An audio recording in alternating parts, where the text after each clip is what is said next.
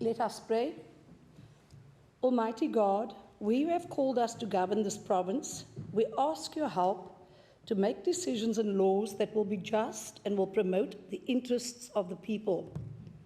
Almagtige God, ons bid dat u gedurende ons vergaderings ons die nodige wysigheid sal gee en ons motiewe suiwer sal hou en dat u ons sal help om ons tekortkominge te oorkom en al ons besluite aan u op te dra. Sikelela ilitwe letu na bantu balu, umiseli kulunga kwipondo letu. Kosa sikelela I Afrika, kina pantwana bayo, kokelo inkokeli zayo, iniki kola I Afrika. All this we beg in your holy name. Amen. Be seated.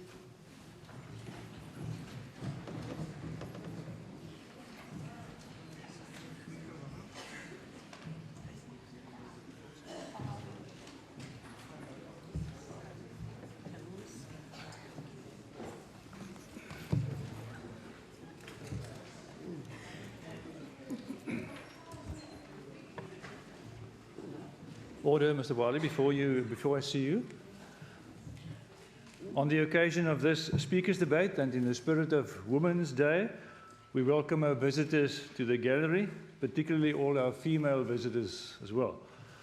I also want to welcome the all-female staff as well as the Sergeant-at-Arms that will officiate today. I now see the Chief Whip. Deputy Speaker, that notwithstanding Rule 198, precedence be given to the Speaker's debate. Precedent has been given. We go over to the Speaker's debate, and the topic of the Speaker's debate is substance abuse and domestic violence, the rights, role and contribution of women in the Western Cape. I see Speaker Fernandez. Honourable Deputy Speaker, the dawn of the 21st century has seen significant trends where women have enjoyed more freedom and power than ever before. Yet violence against women is one of the most widespread human rights abuses and a key human security issue of our time. Violence against women is not only common, it is often fatal, especially in the poorer communities where poverty and substance abuse is rife. Substance abuse still remains a major challenge in our province because of the resources spent on dealing with its negative effects on our communities. It is imperative that we continue to fight poverty, unemployment, and inequality. There are programs in place nationally and in our province that is work in progress, with emphasis being placed on prevention whilst also treating survivors. Violence against women is an extreme manifestation of gender inequality and a human rights violation. It is not a Western Cape or a South African problem or shortcoming. It is, in fact, a global problem. Urgent steps are necessary to guarantee women's security by addressing violence and abuse in all its manifestations. Although the South African Constitution prohibits discrimination against people on the basis of sexual orientation, all levels of society and government is responsible for demonstrating the commitment to action in this area. It starts with condemning, among others, violence, harassment, discrimination, and prejudice based on sexual orientation and gender identity. The rising tide of violence against our gay community, especially against lesbian women, is rapidly growing out of control. A strategic way to prevent violence is needed to be introduced to enforce laws that protect women. In doing so, there must be no room for tolerance for acts of violence against women and children. I therefore open up this debate for members to make meaningful contributions towards uprooting the social ills that affect each and every one of us. I thank you. Thank you, Speaker. I see the Honourable Gillian.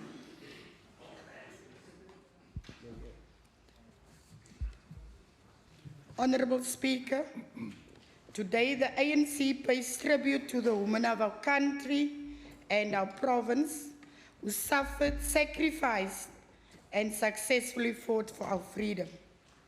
We honor those women who continue to struggle, especially in their homes and in their workplaces. It is an honor to speak for the rocks of our society, the pillars on which many of our families are built, and the source of strength and inspiration for so many children.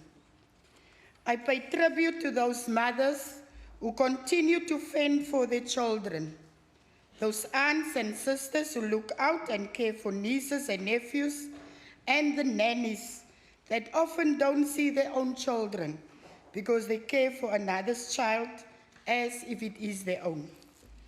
The Women's Charter reminds us, and I quote, "Thousands of women are employed today in factories, homes, offices, shops, and farms, in professions as nurses, teachers, and the like, often as unmarried women, widows or divorcees. They have to fend for themselves, often without the assistance of a male relative. Many of them are responsible not only for their own livelihood, but also that of their children.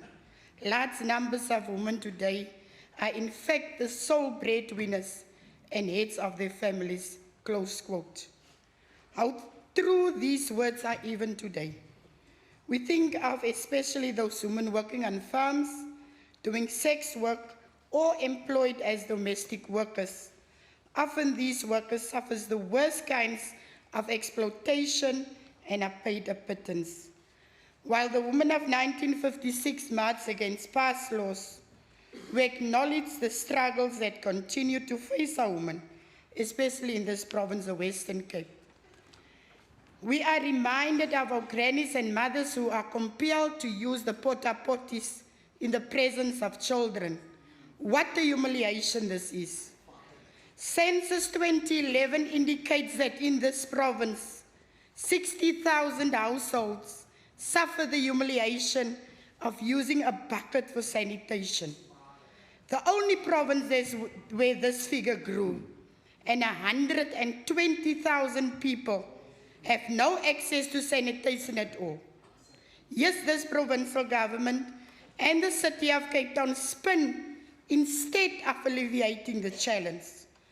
It is unbearable to think that our young girls in informal settlements are exposed to attack, assault, or even rape while using open or communal toilets. Let us remind ourselves that, as the Women's Charter said, and I quote, "The level of civilization which any society has reached can be measured by the degree of freedom that its members enjoy. The status of women is a test of civilization," close quote. Yes, our young girls in Menenberg and Bonteheuwel walk to school in fear of drug gangs and death. Census 2011 indicated that in this province, nearly 120,000 young girls of a school-going age were not in school. This province has the highest dropout figure in this country that has a devastating effect on their futures. Yes, what is this government doing about this? We cannot afford to see centers such as the Sarki Baartman and NGOs such as Rape Crisis and Women on Farms continue to struggle due to funding constraint. Our women organizations must be supported better. The department must also give support to organizations working with the lesbian, gay, bisexual, intersex, and transgendered communities. Notions of corrective rape cannot be condoned. Recently, 2 sweat workers were turned away from a certain backpackers in Long Street after meeting all the booking requirements. Such incidences of discrimination cannot be tolerated. I will work to have more women empowered. I have every intention of furthering the rights and opportunities of all women of this province, regardless of race, creed, or affiliation. In conclusion, I want to pay special tribute to my mother, all those who were role models for me, as well as those young girls who try their best every day to make a brighter future for them and their children. It is because of all of them that I, as a woman from the fishing community in Austin, can speak for the women of this province. I thank you.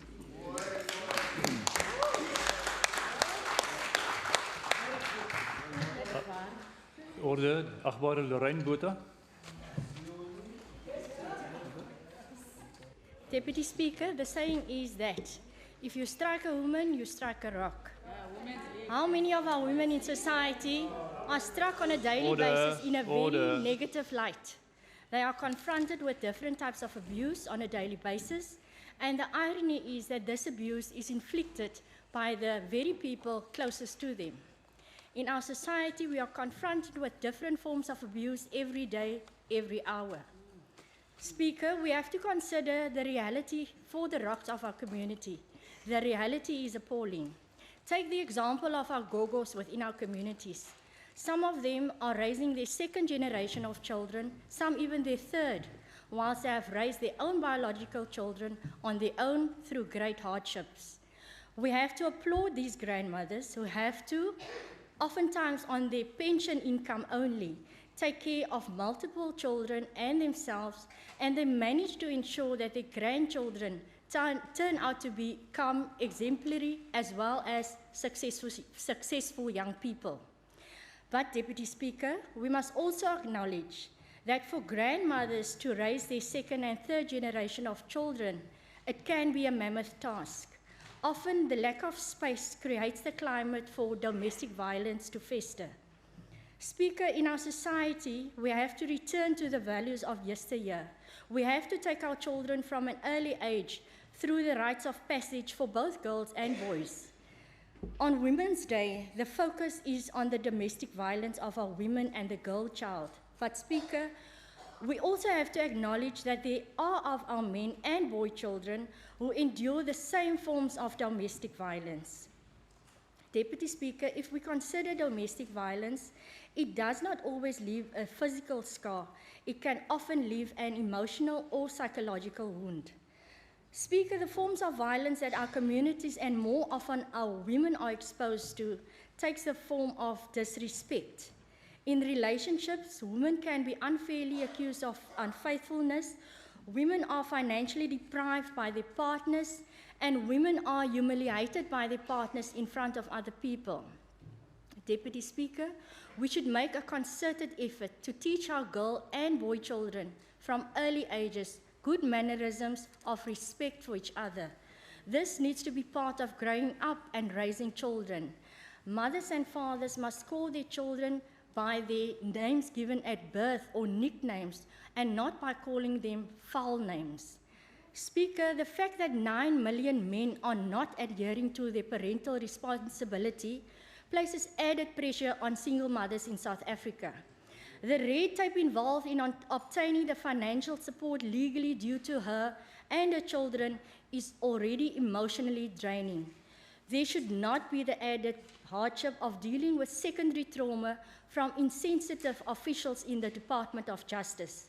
Single mothers are to be supported in dealing with their partners, both current and former, when they seek legal assistance in their non-support cases. Speaker, as community members and public representatives, we cannot and must not turn a blind eye when we are aware of our constituents who are going through forms of domestic violence, whether physical or psychological. Deputy Speaker, we can only redress domestic violence when we as community members and leaders become each other's keepers. As a member of this House, I encourage all members present, as well as society at large, to live out the Western Cape's policy of no tolerance to perpetrators of domestic violence. I thank you, Deputy Speaker.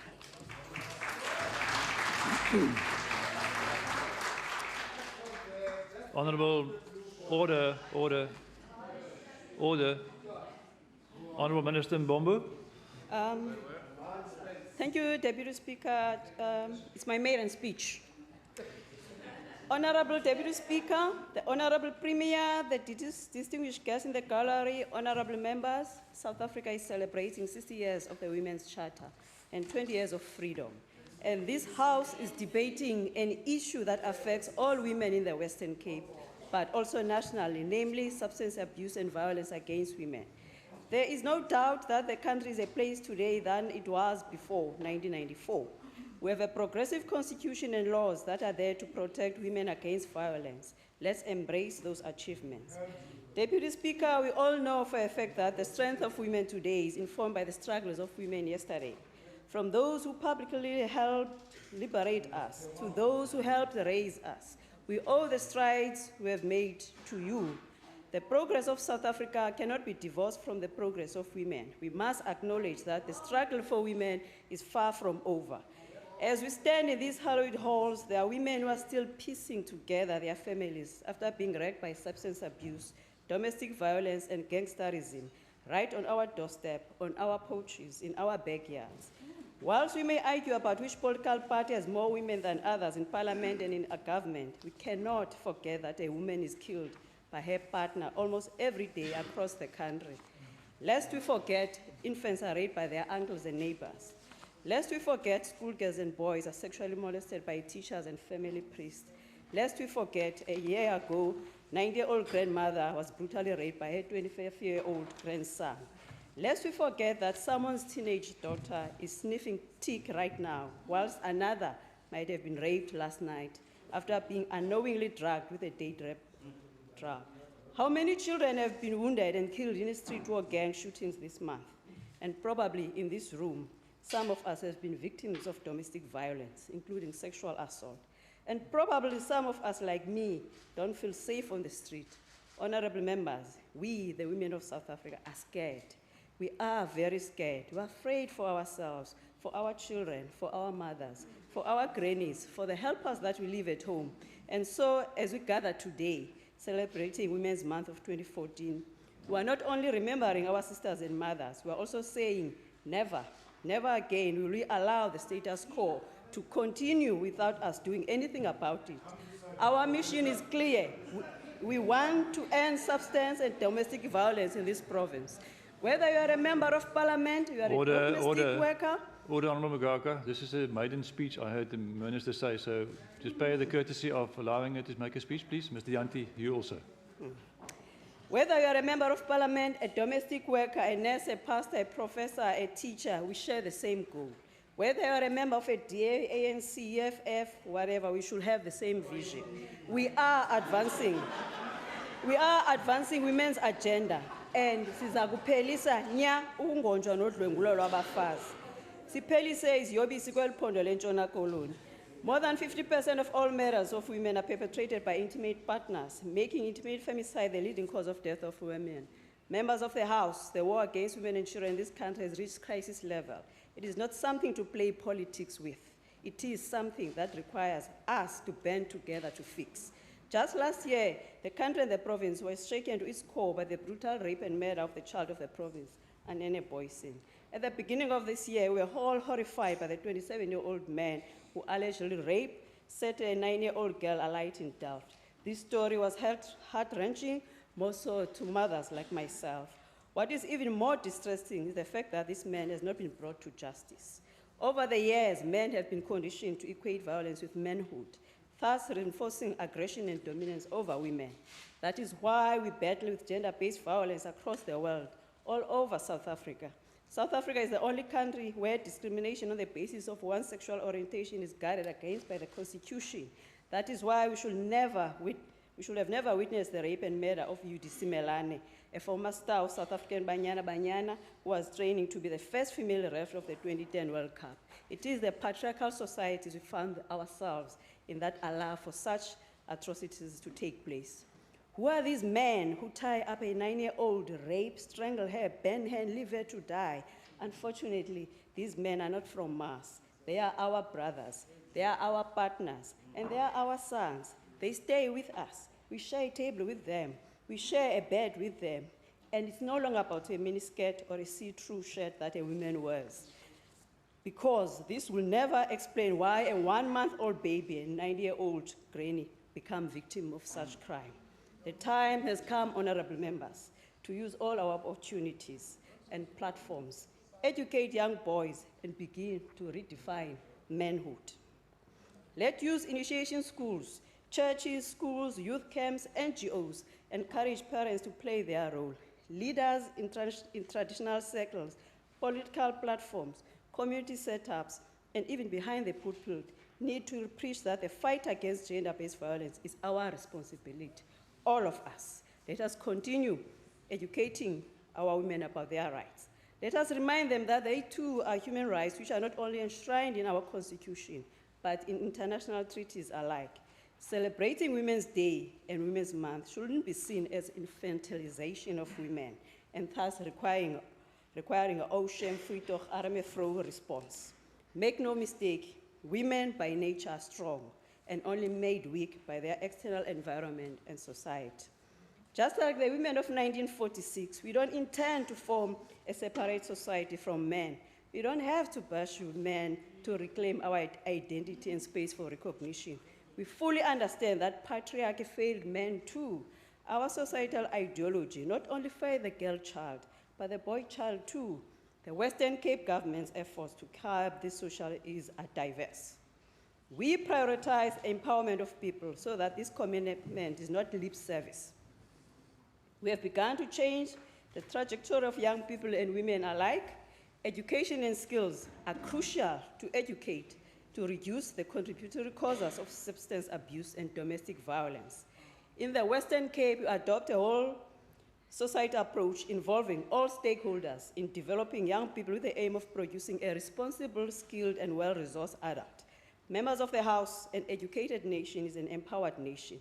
Education is the surest way to ensure that we stop the cycle of unemployment, dependency, and the plethora of social ills that plague our country. The UN confirms that educating a girl child has massive ripple effects on society as a whole.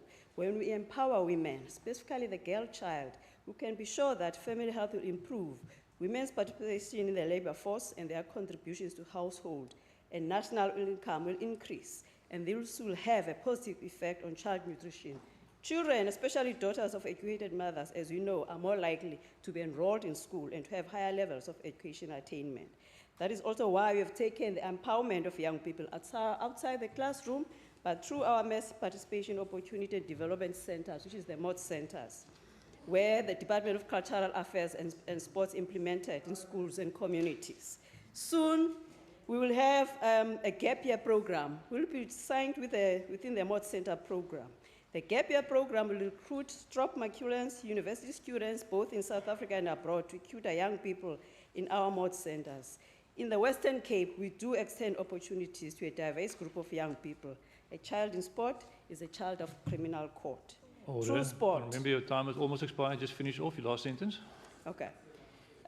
So, ladies and gentlemen, as we celebrate 20 years of democracy and 6 years of the Women's Charter, let us all commit to making a difference in the lives of other women and our own. And this is my promise to you today, that we will work day and night, all year round, to make sure that our sacrifices Your are time not has in expired. vain.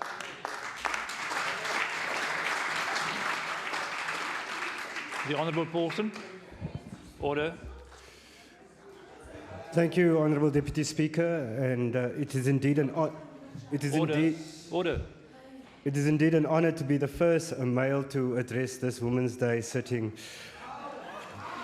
During the June 2014 State of the Province address, the Premier indirectly passed the blame onto and attributed the status quo to the absence of fathers in black communities in an attempt to divert attention from the real instigators of violence and poverty in our communities, the system. To be more specific, white supremacy. The Premier further highlighted how 60% of homes in the Western Cape have no father figures, and the intervention will be blacklisting child maintenance avoiders. The statement not only deviates attention from the real issues, but is a typical white liberal feminist approach, driving a wedge between black men and black women, and it undermines the phenomenal strides made by women in this province, despite the extremely hard circumstances they are entrenched in, based on solemnly on their identity being black and being women in an anti-black patriarchal society. Imagine sacrificing all you have and breaking your back day and night only for someone to pour water over your efforts, disregard them, and claim things would have worked out had so-and-so been around. This mindset cements how it is very easy to visualize black revolutionary struggle, in this case society, without visualizing black women in it. This is a true reflection of how our society views and treats our women as mute and invisible dependents and supporters whose real roles and contributions in society are always undermined and never accredited.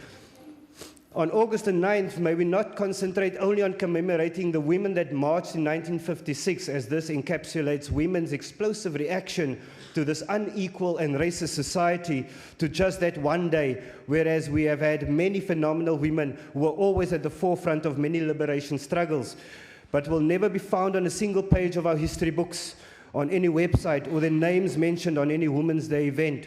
Women that have not only mobilized and built from scratch, but weaved and held together communities and still do. Order. Remember, your time has expired. Just finish off. Last sentence. Today's topic is quite problematic. Women's role must not be boxed into just substance abuse and domestic violence, but rather their rights, roles, and contribution in destroying the status quo. Thank you very much. Your time has expired. I see the Honourable Beverly Schaefer. Honourable Deputy Speaker, Wadea Japi started in Philippi selling a few dozen eggs from her house, only to immediate family and friends. The demand for Wadea's organic eggs grew over time beyond her wildest expectations. We called our business chamomile because it means strength in adversity. Many times the challenges and frustrations seemed intent on dragging me down, but I would not give up, said Wadea. From 100 chickens in 2003, Wadea expanded to 3,000 layers towards the end of 2011, from 80 eggs to 4,000 eggs per day. She's planning on having 10,000 chickens by the end of the year. In addition to the 1.6 hectares she owns, Wadea rents an additional 22 hectares from the Department of Rural Development. Wadea then started planting dania, an ingredient present in all Muslim kitchens, and sold it to local butcheries. Today, she employs 10 permanent workers and supplies Fresh Mark with carrots, cabbages, radishes, and cauliflower. Despite the daily challenges, Wadea and her family receive assistance from the Western Cape Department of Agriculture's Marketing Matters program to assist with improving her record keeping and administration. She also belongs to the local Farmers Association, and a neighbouring mentor, Johan Blanche, helps by giving her his established packing shed and shared transport costs to the market. It is no wonder that Wadea previously won the award for Female Farmer of the Year for informal markets, and a few years later became the Emerging Farmer of the Year for the Western Cape. My achievement as a farmer while being a woman and a mother shows the sky's the limit, says Wadea. My biggest joy comes from seeing our pallets loaded onto the trucks with bags and bags of crispy vegetables and herbs. When I see them on the shelves, I can proudly say, those are mine, and me and my children and our workers have put them there. Honourable Speaker, 33% of the people in the Western Cape live outside metro areas, yet research has shown that some rural communities have unemployment rates of up to 80%. The Western Cape has approximately 175,000 farm workers, home to 24% of farm workers in South Africa. In general, farm workers and their family members are isolated from the mainstream social interaction and do not have regular access to life skills training. In most cases, they lack awareness of the dangers of substance abuse and the effects it may have on the breakdown of social fabric in their communities. The Agricultural Department of the Western Cape has a dedicated farm worker program that aims to improve the quality of life of farm workers by facilitating the provision of social awareness campaign and create skill training opportunities for farm workers, which include women living in rural farming communities. Speaker, at 51.3%, women make up the majority of the population and have a right to substantive equality as provided for in the Constitution. Substantive equality demands equality in outcomes, not just equality in treatment. This means that targeted interventions must be implemented to address gender inequality in our society. This includes improving avenues through which women can have access to budgetary resources and credit for farming. Programs such as the Female Entrepreneur Awards, run by the Department of Agriculture, seeks to acknowledge, encourage, and increase participation of young women and women with disabilities in agriculture. It acknowledges that women play a significant role in food security, job creation, economic growth and poverty alleviation, and recognises the role women play in South Africa's transformation. Speaker, how many women are we able to assist and develop into successful entrepreneurs like Wadia Japi? I thank you.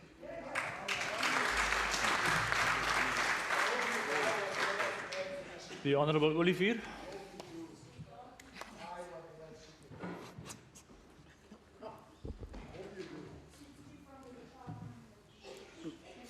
Order. Madam Speaker, a few days from now, we will be celebrating one of the important days in the calendar of South Africa, the 9th of August. It commemorates the National March of Women on this day in 1956 to petition the passed law that required South Africans defined as black by the Population Register Registration Act to carry a pass that severely restricted their movement. Each pass designated specific urban and metropolitan areas in which the bearer is authorized to live, work, and travel.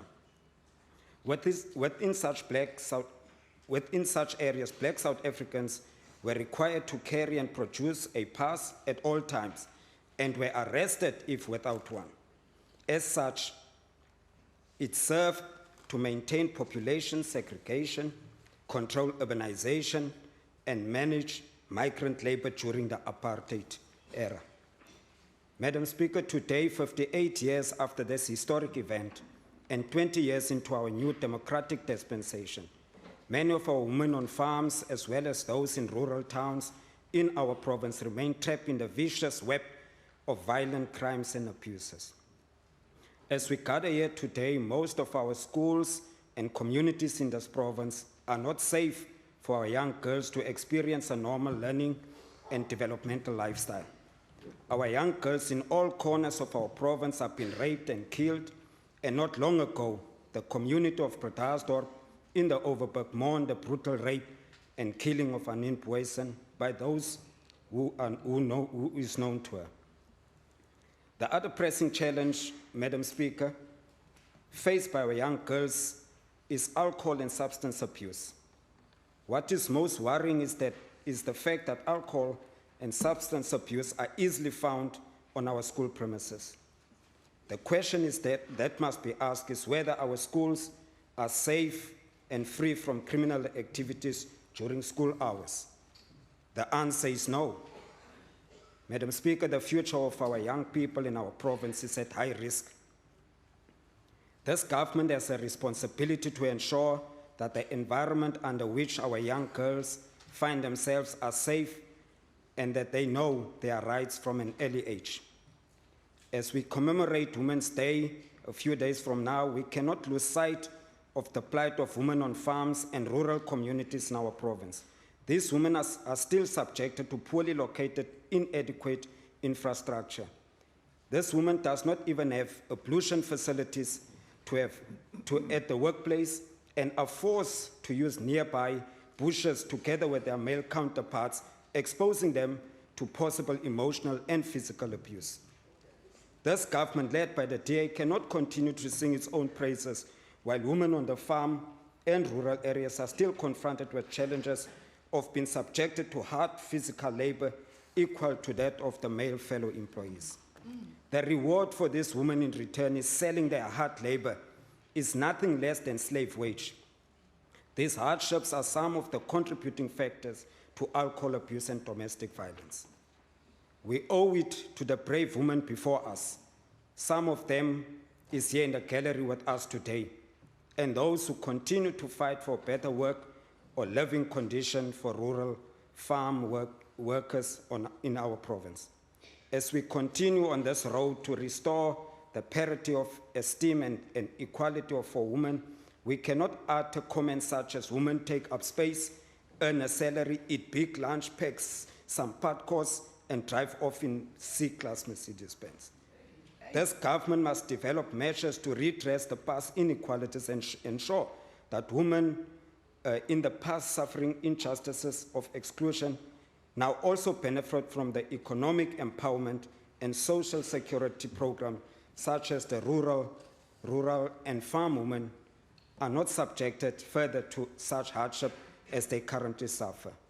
Perhaps, Madam Speaker, critics are correct that this government does not really care about the poor and marginalized.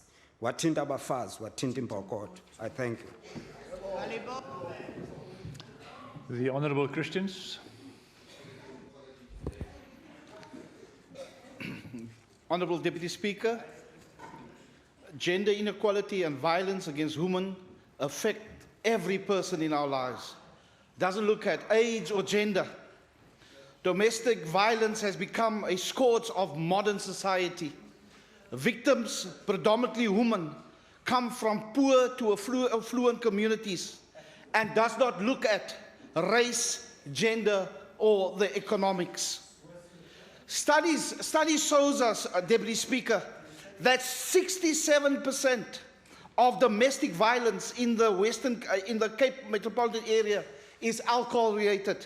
If we go to the rural area, 69% is because of domestic violence is because of harmful drugs. Speaker, we need a holistic solution to seriously address this problem of domestic violence. But who will ever forget, Speaker, where this mother of Lavender Hill, Ellen Pakis, killed her own son because of tik. Tik is an evil in our society, Speaker, and something must be done. I was shocked the other day when I saw in the newspaper that they predict that over 70,000 women will be raped in this month, in Women's Month in South Africa. It's shocking statistics. Speaker, we say, and the ACDP, and this is what we're saying, that men must take responsibility, and it starts at home, starts in our organizations. Men will have to do more. It's not the responsibility of government alone, but we as men must stand up for our women. We must stand up against abuse. Speaker, I want to say, and this poor mother, she's still fighting the tik epidemic because her eldest son is on tik, her grandson is on tik, and she does not have hope. Speaker, I need to conclude with the following. You must in conclude. the West, Please conclude. in the Western Cape, the figure is almost 80%, where domestic violence is derived from drugs and alcohol. Thank you. Thank you. Time has expired. Ek sien die agbare Maree. Thank you, Deputy. Any society, any nation is judged on the basis of how it treats its weakest members, the last, the least, the littles. Bendes vergiftig ons strate en gemeenskappe met dwelms, geweld en misdaad. Hierdie beïnvloed die kern van families en die samelewing se oorlewingsmeganismes en ondersteuningsstelsels van oud en jonk. Die situasie vereis vir 'n ekstensiewe program vir verandering in beide die verandering in struktuur en dienslewering van dienste. Dienste wat gerig is op die beveiliging en bemarking van die welstand van weerloses in ons gemeenskappe. Adjunct Speaker, die volgehoue mishandeling van 'n kind het 'n negatiewe effek op sy emosionele ontwikkeling. Die eerste paar jaar van lewe is belangrik vir enige individu om die ontwikkeling van genoegsame emosionele gesindheid en gesondheid in die latere jare te verseker. Individuals who lack sufficient nurturing during infancy and childhood may find it difficult to maintain healthy self-esteem, regulate their emotional responses, and manage anxiety in later life. This could lead to relationships in which one is either an abuser or a victim. Antisocial behavior may be linked with early adverse family experiences. Children who grow up in violent or abusive families may learn violent or abusive behaviors, imitate those behaviors, and then repeat those behaviors in future relationships. Domestic violence and substance abuse are common in primary care patients who present to our primary health care facilities. Research shows that substance abuse by the perpetrator, the victim, or both is involved in as many as 92% of reported episodes of domestic violence. Alcohol, stimulants such as cocaine, crack, and amphetamines are also frequently involved in episodes of domestic violence. Alcohol seems to be involved in up to 50% of the cases of sexual assault. On the other hand, alcohol and drugs are often used to medicate the pain involved in situations of domestic violence and trauma by women. Recent research has clarified healthcare professionals' understanding of domestic violence and its connections with substance abuse, offering the opportunity for us to use that understanding to improve the care of affected patients. Interventions are directed towards both domestic violence and substance abuse so as to reduce further victimization and its impact on the health of future generations. Domestic violence and abuse does not discriminate. It can happen to anyone, yet is often overlooked, excused, or denied. This is especially true when the abuse is psychological rather than physical. Abusers use fear, guilt, shame, and intimidation to wear you down and keep you under his or her thumb. The Department of Social Development Western Cape is committed to facilitate a continuum of services that promote the well-being of children and build the resilience of families and communities to care and protect their children. All victims of violence, with a special emphasis on women and children, have access to a continuum of services. Deputy Speaker, Christine Lagarde het gesê, "Dare the difference." Today, I express to all women who find themselves in adverse spaces, neem 'n risiko, stap uit jou omstandighede, laat hoop jou vrees verdwyn en moet jou weerloosheid oorwin. Opleiding is die wye deur na geleenthede toe. As the old African adage goes, if you educate a boy, you train a man. If you educate a girl, you train a village. Thank you. Achtbare McKenzie. Mr. Deputy Speaker, for a long time, women have taken the role and responsibilities of both parents in many households in South Africa. The Western Cape is no different. According to a 2011 South African Institute of Race Relations study, an estimated 9 million children are growing up in South Africa without fathers. This is not a view of a white liberal woman, this is a view of the South African Institute of Race Relations. The financial support of children is the legal and moral responsibility of both parents. However, this is not always the case, and the financial paternal responsibility often falls solely on the mother, which is in effect a form of economic abuse against women. Mr. Deputy Speaker, as a man, and not solely biologically, but one who adheres to his parental and moral obligations to his children, I commend these women who, through all adversities with which they are faced, prioritize the well-being of their children. I also challenge every other man in and outside of this House today to not only pay their papgeld, but to be present and active stakeholders in their children's lives. I congratulate the active fathers in the Western Cape, but also extend the challenge to those absent fathers to be more active in the lives of their children. Absent fathers place an extra weight on women and far too often hinder them from accessing opportunities and realizing their own dreams. Mr. Deputy Speaker, adding further injury to our women and children is a considerable amount of maintenance defaulters. Before I continue, I just wish to thank the National Department of Trade and Industry, the National Credit Regulator, and the DA Shadow Minister of Trade and Industry, Jordan E. Lewis, for working as a government in driving this issue. It shows what can happen when people work together. The DA has proactively engaged with above stakeholders in redressing maintenance to defaulters to have these defaulters blacklisted. Following our engagements with the National Credit Regulator over the last few months, the new affordability assessment guidelines have been gazetted for the credit industry. Amongst others, these stipulate that the maintenance payments will be included in all affordability assessments when applying for new credit. This means that for the first time, maintenance defaulters will now have their credit records impaired, or blacklisted as we call it. This will stop defaulters assessing new credit while ignoring their parental responsibilities. The Department of Justice has also subsequently drafted a bill to amend the Maintenance Act to make this a reality, and the bill is currently out for public comment. Mr. Deputy Speaker, finding employment to support a family can prove to be cumbersome for the single mother, especially with red tape. Adding to this difficulty and burdens of the single mother is having to use an ineffective public transport to either find a job or get to an interview to support a family. Deputy Speaker, a couple of weeks ago, I was traveling with Metro Rail, as I sometimes do, and the train got stuck between two stations.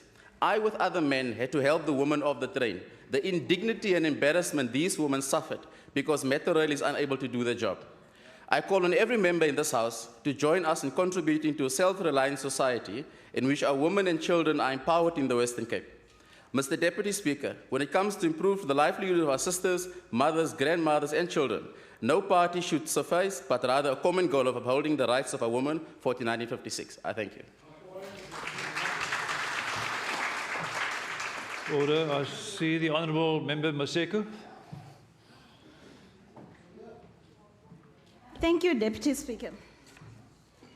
Women are our mothers, sisters, wives, and our friends.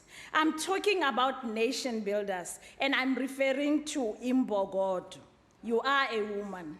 Your unconditional love, your unflinching sacrifice, and that is more valuable. You teach about morals, values, dignity, and decency.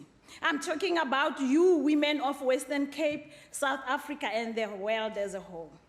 Deputy Speaker, I salute women, Abu Mama like Helen Sussman, Patricia Delile, Albertina Sisulu, and of course, our Premier Helen Zille. I salute all women who have shown...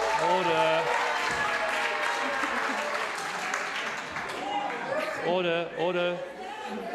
I salute all women who have shown that women can have voices. Their contribution is embedded in the legacy that motivates all women to make a difference. The Western Cape is so fortunate to be led by such an eccentric woman who's fiercely passionate about her responsibility as a premier.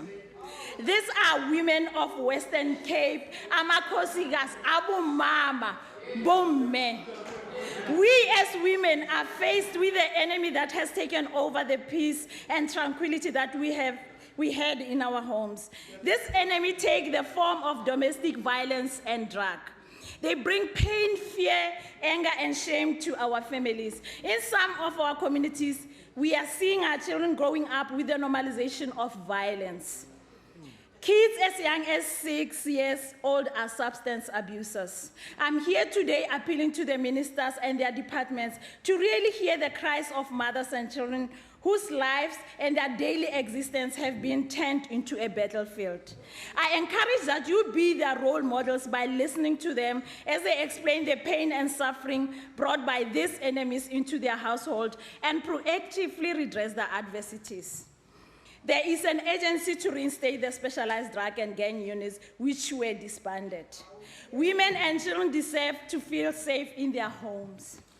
I commend the Western Cape government as they provide real solutions and not simply bandages to their open wounds. All departments of the Western Cape government promote empowerment and development of women, therefore build their self-confidence to stimulate and activate initiatives. Order. Promote amongst women consciousness, accountability, patriotism, and unity. Promote women's participation in every sector of public life. Promote a healthy culture and recognition of human rights. Deputy Speaker, the question then arises, what sustained women in the past? The issues women are confronted with can only be truly addressed if all women unite to create awareness and find solutions to redress their issues. We need role models in our communities. They were sustained by common values which committed them together and laid the foundation of mutual goals, which motivated and inspired them. I encourage the same spirit today. Let us work together to improve the livelihood of all women and children. Deputy Speaker, for far too long, women have been marginalized, victimized, and ignored. It is long overdue that we prioritize and redress the adversities of women and not our political affiliation, because we are better together. Thank you, Deputy Speaker. Thank you.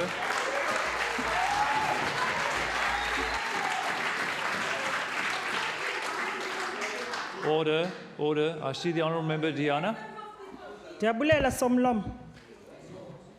Many eminent leaders agree that the Cape has a long way to go for women and their children that suffer due to violence that can be avoided in any place like the murder, horror of rape and the brutal violation at any given time, which they suffer at the hands of gangsters, sex monsters, and other criminals who are oppressed because they live in apartheid spatial tracts where resistance exists to integrate or improve the very infrastructure that condemns them to an inferior life.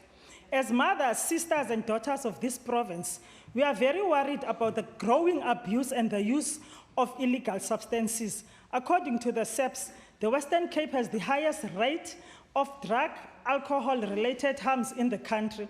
Increasing use of talc and heroin-based substances mixed with other drugs such as dagga as well as binge drinking are among our most serious challenges.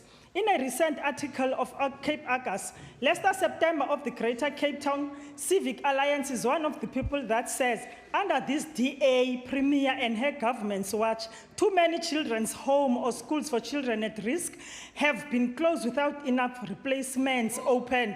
Funding to vital NPOs were cut or is insufficient to deal with the growing demand. Like for the Sarah Bartman Center for Abused Women and the Prince Very in Central Karoo. And this resulted in volunteers being unable to find safe accommodation for abused women and children. Yes, the Western Cape Social Development Services aren't adequately funding community organizations that provide for these women and children. In fact, it is not proper yet to give full effect to the needs of a developmental state where such organizations would be better supported and assisted to access and stay funded. They have to suffer further due to long procedures, no assistance with application or registration of organizations. The Department of Social Development is not seen to be giving support for those working on the ground in poor communities, particularly organizations dealing with poverty, addressing the causes of these ills or that of violence against women and children, or even those who are considered to be anti-DA. This is the feedback I get from organizations struggling to survive. They claim this department does not take their issues seriously. Too many soup kitchens were closed where women and child survivors of violence and abuse are the beneficiaries. Even where I come from, in Beaufort West, there are no soup kitchens left. But this area is known for the suffering of the poor, together with high levels of unemployment. And all of us, we know that the former deputy president of us, Thabo Mbeki, has said that Beaufort West is the nodal point. It's disingenuous for the provincial government to quote spending comparisons with other provinces while ignoring studies that reveal we have the highest rate of substance abuse in South Africa. Reports of rape, torture, mutilation, and murder of children across our province are drastically increasing, not to speak of fetal alcohol syndrome and other ills. Speaker, the DA government can't simply finger the police for the high crime rates when most of the crime is fueled by social ills, while the province is not really addressing the root causes like infrastructure and service delivery. We as ANC in this province, we support the closing of illegal taverns, provided those people are retrained and given opportunities to continue in other trades for the betterment of their families. The province must take responsibility and we will hold it accountable over the next 5 years for failures to substantially reduce substance abuse through many projects, spending, and infrastructure provisions. This means, for instance, Cape Town cannot underspend R1 billion in 1 year. Budget of the province to the department or program for child protection and anti-substance abuse, NPOs must grow to keep up with the high levels of social ills. More women must be employed in higher positions and equality advance. Here in this province, the premier as a woman should set the example and lead the cause, not lightly or badly speak of refugees and professional blacks as she does. And today I like abantu, they are saying enough is enough. Today, i-DA ibize abahlali omama bamabaze apha ingaba zithini i-programs nibize omama into bamabaze nje bazohlala apha bazotya okanye bazothini na because akho program ebekiweyo etafileni ndicela apha kungadlalwa ngabahlali. Enough is enough. I thank you.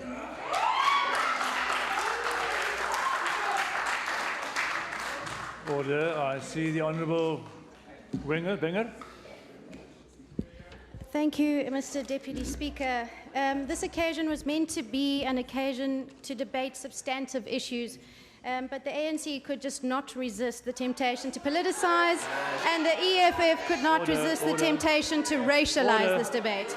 Speaker, the only spin Order. is that which is coming from the opposition benches. The non-financial census of municipalities in 2012 showed the Western Cape has the highest proportion of households receiving free basic water, free basic electricity, free basic sewage and sanitation.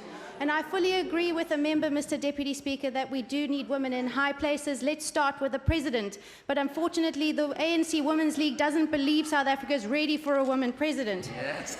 Mr. Deputy Speaker, can I be protected, please? I will protect you. Please Thank you. continue. Order. Mr. Deputy Speaker, Please continue. You you. invited some comments, so I'm protecting a you. Chinese, Mr. Deputy Speaker, Please carry on. a Chinese proverb says that women hold up half the sky. But sometimes it seems we hold up much more than the sky. We carry the weight of the world on our shoulders and our children's future on our backs. Across the world, between 40 and 70% of femicides are committed by intimate partners, whether those be present or ex. South Africa follows this trend, but what makes us unique and what is most distressing is the rate at which these murders occur. In Anthony Altbeker's book, A Country at War with Itself, he quotes a global study on the murder of women, which notes, South Africa has the highest per capita rate of intimate femicide that has ever been reported in research anywhere in the world. The level of crime against women in South Africa is simply shameful. Last year, 2,266 women were murdered in our country. That's 2,266 mothers, daughters, sisters, and friends that were killed. Mr. Deputy Speaker, there was very little consequence for these murders because only 39% of women that were murdered cases were even detected, and only half of those were court ready. In order to attempt to remedy violence against women, especially in their homes, Parliament created the Domestic Violence Act, which was promulgated in 1998. The legislation is designed to improve police responses to victims of domestic violence and places a responsibility on officers to assist those victims of domestic abuse. The trouble is that 17 years later, we continue to see very high levels of domestic violence and non-compliance with the Act by the very officers meant to be the enforcers of this. Mr. Deputy Speaker, during Women's Month, we honor the women of our beautiful country. Some of us in this house and in the gallery are wearing the blue sash, which is symbolic of the struggle of the realization of human rights of women. High levels of violence against women prevent us from fully participating in society. Order. Honourable person, please. The United Nations Development Programme... Order. Mr. Plato, I've asked for order. Honourable person, please. The United Nations Development Programme states that women's empowerment helps raise economic productivity and reduces infant mortality. It contributes to improved health and nutrition. It increases the chance of education for the next generation. Women carry our children's futures on our backs. When women are educated and can earn and control income, the cycle of poverty can be broken. Improving the status of women is the highway to the development of our society. Improving the status of women is the highway to the development of our society. Melinda Gates said that... Order. Honourable person, you're becoming a nuisance now. Please allow the member time to speak freely. One comment is fine, but to do it on a continuously is interrupting. Is there a point of order? Yes, Speaker, you have addressed it, but we must ask, please, that our side gets protected, adequately protected. We will do that. Thank you. Thank you. Please continue. Melinda Gates said that a woman with a voice is by definition a strong woman, but the search to find that voice can be remarkably difficult. It is up to each of us, every woman and every man, to respect women and take every possible step to empower women emotionally, financially, and psychologically so that we can find our voices and defend our bodies. After all, women do hold up half the sky. Thank you. Thank you. Honourable Speaker to respond. Order. Order. Please continue, Speaker. Honourable Deputy Speaker, I would like to thank all the members of the House for their contribution to this, the first Speakers' debate on a topic I think that is hugely important and that constantly needs to be worked on, but for me, it is evident that a government or a parliament or a political party cannot solve the problem at hand. It requires a whole of society approach because this challenge threatens to undermine the very fabric of our social, the entire core of our social fabric is at risk. And I commit myself to ensure that today's events are not just conversations, but a platform for engagement that will resolve some of the challenges we discussed and addressed today. To my guests in the gallery who have travelled from across the length and breadth of the province, thank you for your participation in the session this morning, and I wish you well and a safe journey home. I thank you.